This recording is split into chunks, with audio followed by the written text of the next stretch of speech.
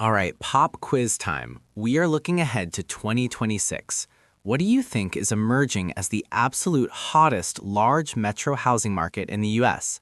Oh, 2026. Let me guess. Somewhere warm? Maybe Miami or Austin again? Nope, you might need a heavier coat for this one. According to Housing Wire, it is officially Boston. Boston? Really? I mean, I know it's popular, but the hottest market nationwide? That is huge. It is huge, but when you look at the data, it makes total sense. It's the classic economic squeeze.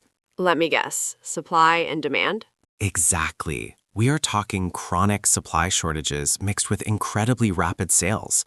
There just aren't enough homes for the people who want them. Which, as we know, is the perfect recipe for driving prices up and making a market super competitive. Right, but it's not just about a lack of houses. It's about who is buying them. Boston's job base is an absolute powerhouse right now. Better than the national average? Way better. It's actually outpacing national trends.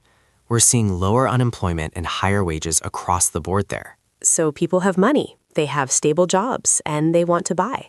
That is a strong foundation. And look at the industries driving that wealth. You've got biotech, big tech, and obviously world-class education.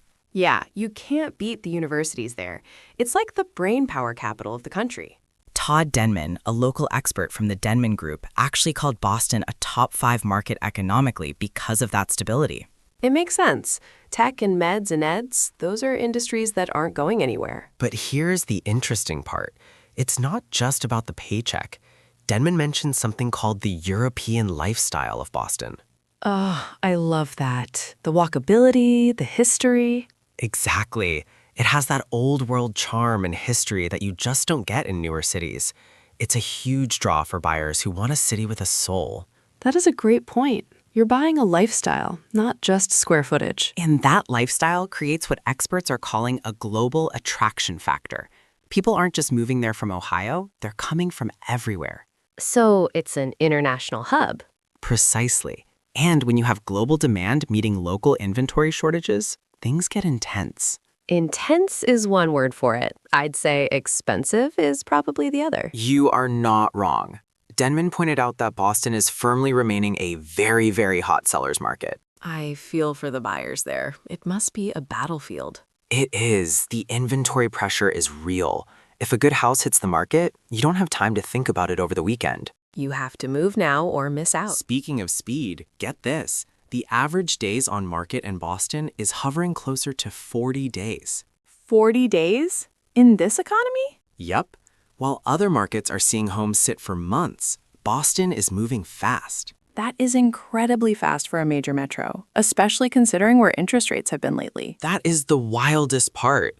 This boom is happening despite interest rates and broader economic uncertainty. Boston is just shrugging it off? Pretty much. The local fundamentals, that job stability we talked about, are strong enough to override the national headwinds. That really speaks to the resilience of that specific market. So looking ahead to 2026, if you were betting on real estate, Boston looks like the heavyweight champion. High wages, high demand, and historic charm. Hard to bet against that. Exactly. Just make sure if you're buying, you bring your running shoes. You're gonna need to be quick. And maybe that warm coat we talked about.